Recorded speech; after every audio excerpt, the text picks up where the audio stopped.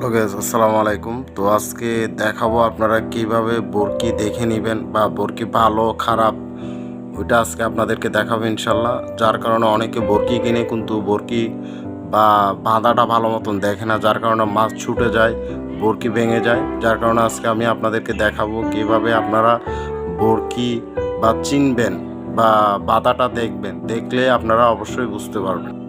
তো আপনারা বরকি কিভাবে দেখলে বুঝবেন আজকে আপনাদেরকে দেখাই। আপনারা অবশ্যই এই জায়গার বরকির লকগুলো আপনারা ভালো মতন দেখে নেবেন, যাতে এখানে যে লকটা আছে বাঁধানো আছে, তো এই বাঁধানোটা ভালো মতন দেখবেন। আর দ্বিতীয় কথা হচ্ছে বরকির বাট আল আছে কিনা। আল থাকলে কিন্তু এই যে দেখছেন এই যে বেজে গেছে, যদি বরকির আল থাকে তাহলে ঠিক এভাবে বাজে যাবে। এই যে আপনারা অবশ্যই বরকি দেখে নেবেন ভালো মতন। আর আমি মনে করি যে বরকি যদি নিজেরা বাঁধতে জানেন তাহলে আরও ভালো। দোকানে যেগুলো বিক্রি করে বা ভানাগুলো বিক্রি করে এগুলো তেমন একটা সুবিধা পড়ে না, যার কারণে মাছ এখান থেকে এই জায়গার থেকে ছুটে চলে যাওয়ার সম্ভাবনাটা 90%। এই যে এই জায়গার থেকে ছুটে যায়, যার কারণে আমরা মাছটা ধরতে পারি না, যার কারণে বরকি অসুজ হয়ে যায়। আর আপনারা অবশ্যই খেয়াল রাখবেন বরকি একটু দেখে নেবেন, যদি একটু লাবারের মতন হয় বা স্কিন খায় তাহলে ওইরকম বরকি দেখে নেবেন যাতে ওইটা হয়। আর শক্ত বরকি নিলে যেমন বড় মাছ যেমন লাগলে ওটা ভেঙে যাওয়ার সম্ভাবনা থাকে। যেমন আমি আপনাদেরকে বোঝাই, যেমন এই যে বরকিটা দেখতে পাচ্ছেন অনেকটা এই যে স্কিন করে, দেখছেন এই যে স্কিন করে। তো আপনারা বরকি দেখে নেবেন। আর সুতাগুলো যেগুলো লক সুতা এগুলো একটু ভালো মতন দেখে নেবেন।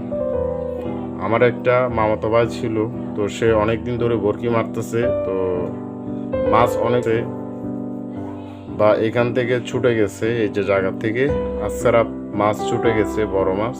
তো আমি যখন গেলাম ওর ওইখানে চারাতে, তখন ও আমাকে বলতেছে যে মামা এই মানে বলতেছে ভাইয়া এরকম এরকম, তো এখন আমি বাট কি করতে পারি। তো আমি বললাম যে মাছ যেতে মানে ছুটে যাচ্ছে, বরকি ভেঙে যাচ্ছে, তো আপনি বরকি ভালো চাই বরকি নিতে পারেন। তো আমাকে বলতেছে যে আমি তো ভালো বরকি নিছি বা অনলাইনে বা নেটের মধ্যে দেখলাম যে এইসব বরকি খুব ভালো, যার কারণে নিলাম। তো আমি বলতেছি মামা বরকিগুলো ভালো না। তো আমার মামার তো ভাইকেও বললাম, আমার মামাকেও বললাম যে এগুলো ভালো না, তো আপনারা ভালো চেয়ে বরকি নেন, যেগুলো ভালো বা বরকি যেগুলো আল ভালো বা বরকিগুলো স্কিন করে ওই সব ধরনের বরকি নেবেন। তো আপনার থেকে মাছ ইনশাল্লাহ ছুটবে না, মাছ আপনারা পাবেন। তারপর বললো এরকম। তো আচ্ছা ঠিক আছে, দেখা যাক আমরা কি করতে পারি। তো ওনাকে আমি বাজারে পাঠাইছিলাম। তো বাজার পাঠার পর উনি বরকি আনছে, খুব ভালো বরকি। তো উনি যখন বাঁধার পরে ওর পরের দিন বরকি মারছে, ইনশাল্লাহ কাতাল মাছ একটা পাইছে। তো আমার এখানে লং ভিডিও দেওয়া আছে কাতাল মাছের, তো আপনারা ওই ভিডিওটা দেখতে পারেন। তো দেখলে আপনারা বুঝতে পারবেন বরকি কোনগুলো ভালো।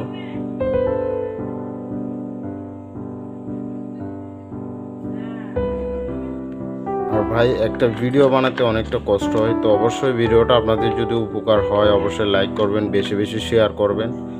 আর এমনি দেখতেছি যে মেয়েদের একটা ভিডিও হলে অনেকটা ভিউজ হয়, লাইক হয়, মিলিয়ন মিলিয়ন ভিউজ হয়, কিন্তু ওগুলো শেখার মতন কোনো ভিডিও না। আর আজকে আমাদের এগুলো হচ্ছে শেখার মতন ভিডিও। আপনি যারা নতুন, যারা মাছ মারতে জানে না তারাও মাছ মারতে পারবে। আর আরেকটা প্রশ্ন, আরেকটা কথা হচ্ছে আপনারা অবশ্যই সীসাগুলো দিবেন। এই যে সীসাগুলো খুবই ভালো, ওজন ভালো, এগুলো এই সীসাগুলো দিবেন, 2টা করে দিবেন সীসা, সব থেকে বেটার হবে আপনাদের।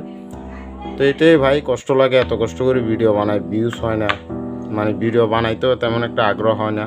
তো অবশ্যই এই ভিডিওটা যাতে আপনাদের কাছে অবশ্যই চাই যাতে লাইক হোক, ভিউজ হোক। তো এইটাই। আর ইনশাল্লাহ আমি আবার নেক্সট টাইমে ভিডিও বানাবো, বা কোন দেশের বরকি হলে ভালো হয়, জাপানি না চায়না, এগুলো আমি ইনশাল্লাহ আপনাদেরকে বলবো। তো এতটুকুই, সবাই ভালো থাকবেন আর ভিডিওটা দেখবেন, ছোট একটা ভিডিও। তো এতটুকুই, আসসালামু আলাইকুম।